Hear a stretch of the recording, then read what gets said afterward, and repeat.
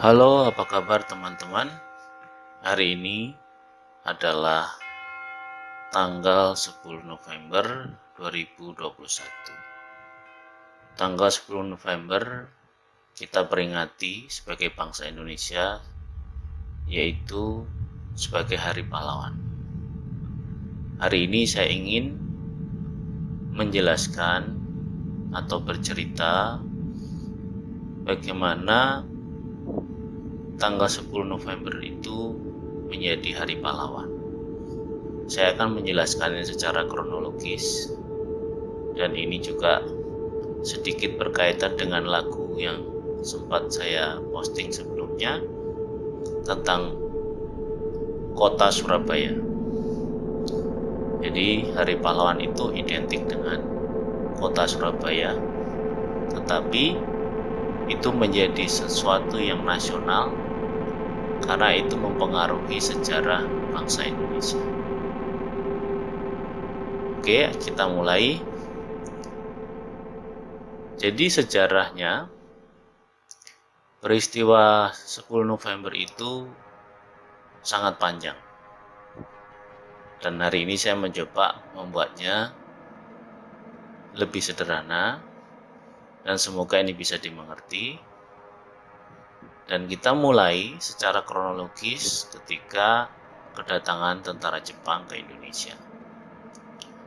Pada tanggal 1 Maret 1942, tentara Jepang mendarat di Pulau Jawa.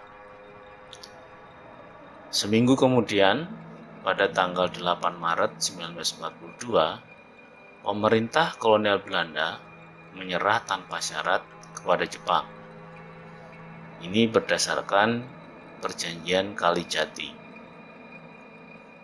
Setelah penyerahan tanpa syarat tersebut, Indonesia secara resmi diduduki oleh Jepang. Kemudian berlanjut ke proses kemerdekaan Indonesia pada bulan Agustus 1945. 3 tahun kemudian, Jepang menyerah tanpa syarat kepada Sekutu. Hal itu berkaitan dengan dijatuhkannya bom atom oleh Amerika Serikat di kota Hiroshima dan Nagasaki. Dan pada tanggal 17 Agustus 1945, dalam kekosongan kekuasaan asing tersebut, Soekarno-Hatta kemudian memproklamirkan kemerdekaan Indonesia. Dan setelah kemerdekaan itu, terjadi kedatangan tentara Inggris dan Belanda. Jadi setelah kekalahan pihak Jepang, rakyat dan pejuang Indonesia berusaha melucuti senjata para tentara Jepang. Hal ini menyebabkan banyak terjadi pertempuran yang memakan banyak korban di daerah-daerah. Pada tanggal 15 September 1945, ketika gerakan untuk melucuti pasukan Jepang sedang berkobar, tentara Inggris mendarat di Jakarta. Dan pada tanggal 25 Oktober 1945, tibalah mereka di Surabaya. Kemudian tentara Inggris datang ke Indonesia, tergabung dalam satu wadah yang bernama AFNI atau singkatan dari Allied Forces Netherlands East Indies, atas keputusan dan atas nama Blok Sekutu. Tugas mereka ketika mendarat itu adalah untuk pertama, melucuti tentara Jepang. Yang kedua, membebaskan para tawanan perang yang ditahan oleh pemerintah Jepang. Yang ketiga, memulangkan tentara Jepang ke negerinya. Tetapi di samping itu, tentara Inggris yang datang ternyata juga membawa misi mengembalikan Indonesia kepada administrasi pemerintahan Belanda sebagai negeri jajahan Hindia Belanda. Nah, kemudian yang terjadi adalah tentara NICA atau Netherlands Indies Civil Administration ikut membonceng bersama rombongan tentara Inggris untuk melaksanakan tujuan tersebut. Dan hal inilah yang memulai pergolakan, memicu gejolak rakyat Indonesia, dan memunculkan gerakan perlawanan rakyat Indonesia di mana-mana, melawan tentara AFNI dan pemerintahan Nika. Setelah munculnya maklumat pemerintah Indonesia tanggal 31 Agustus 1945 yang menetapkan bahwa mulai 1 September 1945 bendera nasional Sang Saka Merah Putih dikibarkan terus di seluruh wilayah Indonesia, gerakan pengibaran bendera tersebut makin meluas sampai ke pelosok-pelosok termasuk kota Surabaya. Klimaks gerakan pengibaran bendera ini di Surabaya itu terjadi ketika ada insiden perobekan bendera di Yamato Hoteru atau Hotel Yamato atau bernama Orange Hotel, Hotel Oranye pada zaman kolonial. Kalau sekarang namanya berganti menjadi Hotel Majapahit di Jalan Tunjungan nomor 65 Surabaya. Pada sore hari tanggal 18 September 1945, tepatnya pukul 21, sekelompok orang Belanda di bawah pimpinan Mr.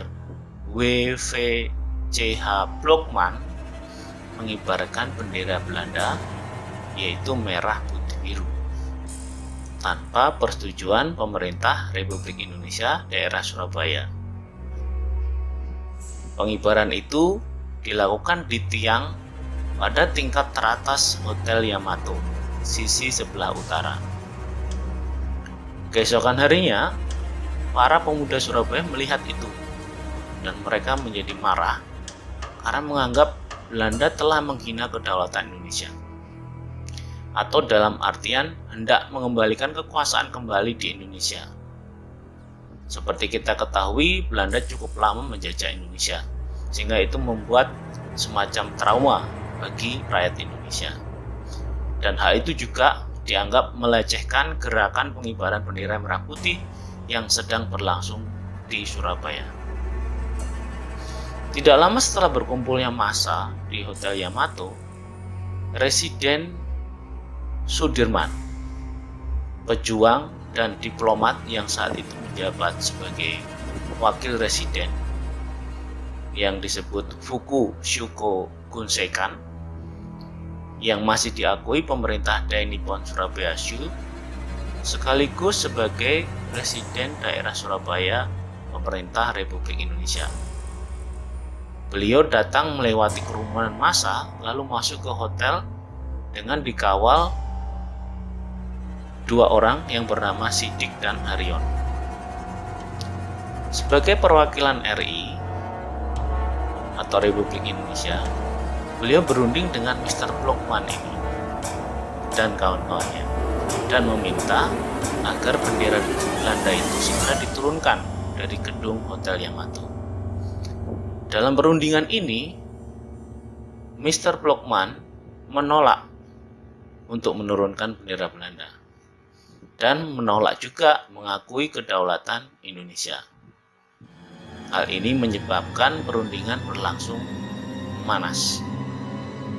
Tiba-tiba Mr. Blokman mengeluarkan pistol dan terjadilah perkelahian, dan kemudian yang terjadi Mr. Blokman tewas dicekik oleh saudara Sidik, yang kemudian juga tewas oleh tentara Belanda yang berjaga-jaga dan mendengar letusan pistol Mr. Blokman. Sementara Sudirman dan Haryono melarikan diri keluar Hotel Yamato. Kemudian sebagian pemuda berebut naik ke atas hotel untuk menurunkan bendera Belanda. Haryono yang semula bersama Sudirman kembali ke dalam hotel dan terlibat pemanjatan tiang bendera, dan bersama Kusno Wibowo berhasil menurunkan bendera Belanda, merobek bagian birunya dan mengereknya ke puncak tiang bendera kembali sebagai bendera merah putih. Kemudian pada tanggal 27 Oktober 1945, setelah insiden di Hotel Yamato tersebut, meletuslah pertempuran pertama antara Indonesia melawan tentara Inggris. Terjadi serangan-serangan kecil yang di kemudian hari berubah menjadi serangan umum yang banyak memakan korban jiwa di kedua belah pihak, baik Indonesia maupun Inggris. Sebelum akhirnya Jenderal D.C. Hawthorne meminta bantuan Presiden Soekarno untuk meredakan situasi. Setelah gencatan senjata antara Indonesia dan pihak tentara Inggris ditandatangani pada tanggal 29 Oktober 1945, keadaan pun berangsur-angsur mereda. Walaupun begitu, tetap saja terjadi bentrokan-bentrokan bersenjata antara rakyat dan tentara Inggris di Surabaya. Bentrokan-bentrokan bersenjata ini kemudian memuncak dengan terbunuhnya Brigadir Jenderal Malabi, yaitu pimpinan tentara Inggris untuk wilayah Jawa Timur. Pada 30 Oktober 1945 sekitar pukul 20.30. Mobil Buick yang ditumpangi Brigadir Jenderal Malabi berpapasan dengan sekelompok milisi Indonesia ketika akan melewati Jembatan Merah. Kemudian terjadi kesalahpahaman yang menyebabkan terjadinya tembak-menembak yang berakhir dengan tewasnya Brigadir Jenderal Malabi oleh tembakan pistol seorang pemuda Indonesia yang sampai sekarang tidak diketahui identitasnya.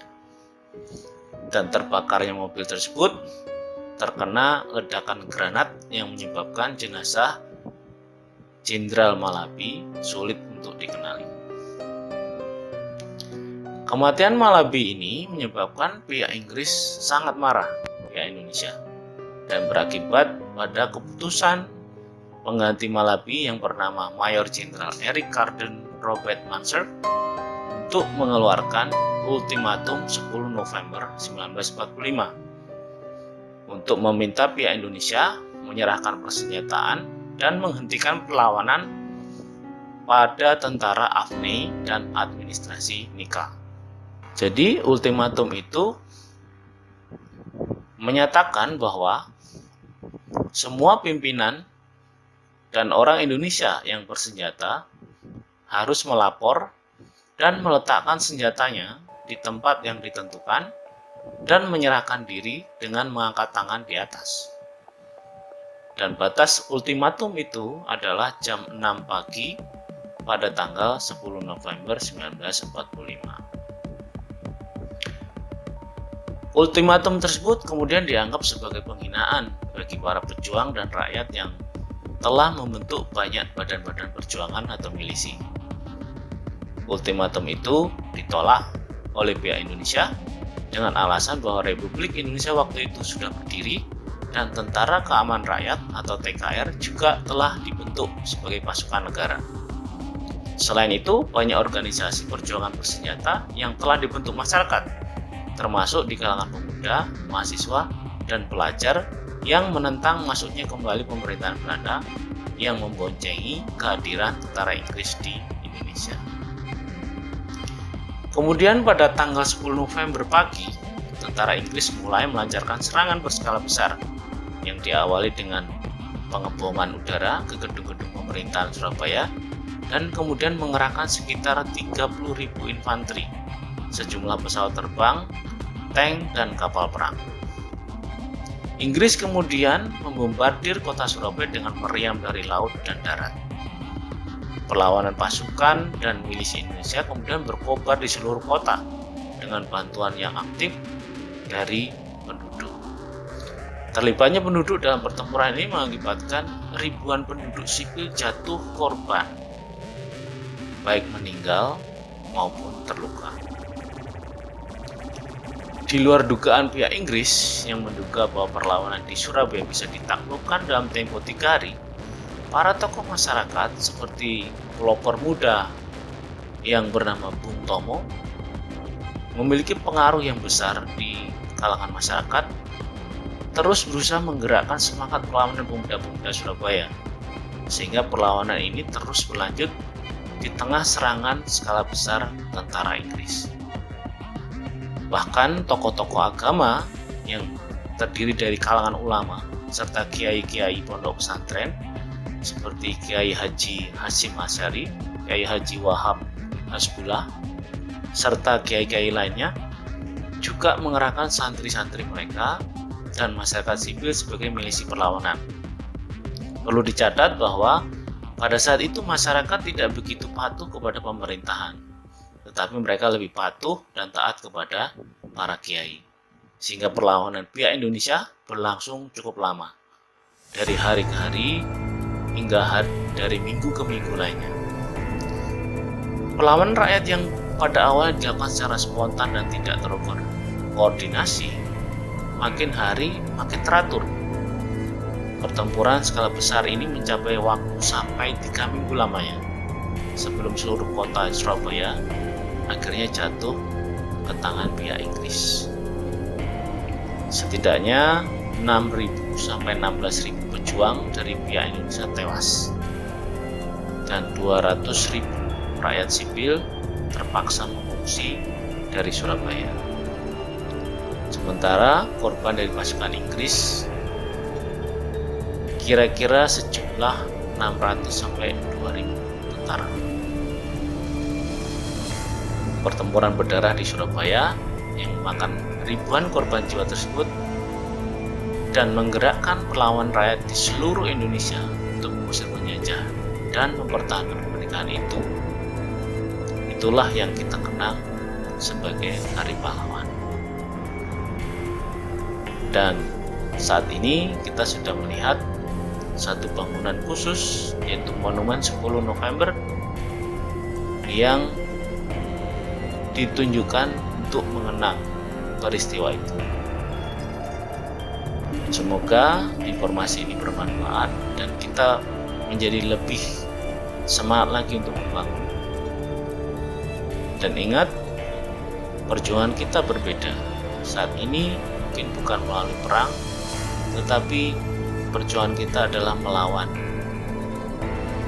kebodohan, melawan korupsi, melawan nepotisme, dan sebagainya.